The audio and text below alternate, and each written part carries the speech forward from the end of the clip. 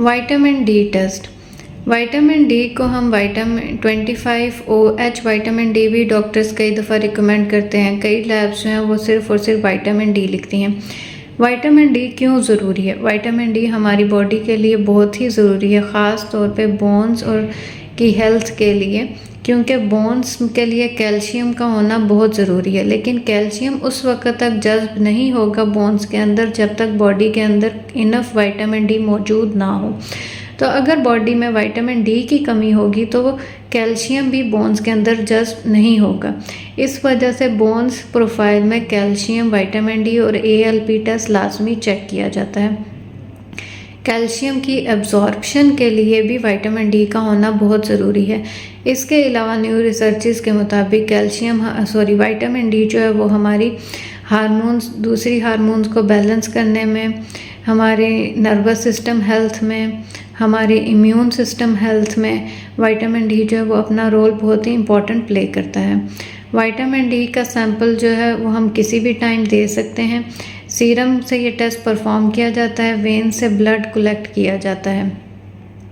इसलिए vitamin D जो है आप किसी भी टाइम चेक कर सकते हैं। इसके लिए फास्टिंग का होना ज़रूरी नहीं होता है।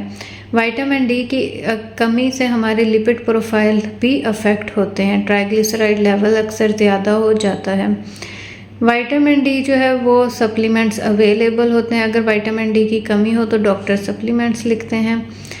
विटामिन डी की नॉर्मल रेंजेस जो हैं, अगर विटामिन डी 30 नैनोग्राम पर ml से कम होगा तो वो विटामिन डी की कमी कंसीडर की जाएगी।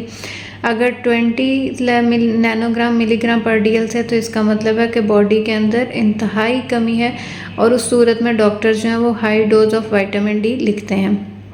अगर आपका विटामिन डी 60 नैनोग्राम पर DL या 50 से अबव आ रहा है तो इसका मतलब बॉडी के अंदर इनफ विटामिन डी मौजूद है। लेकिन अगर आप विटामिन डी के सप्लीमेंट्स ले रहे हैं तो लाजमी सप्लीमेंट कंप्लीट होने के बाद चेक करवाएं, क्योंकि अगर विटामिन डी का लेवल 100 नैनोग्राम पर ml से ज़्यादा हो जाएगा तो वो टॉक्सिक कंसीडर किया जाएगा।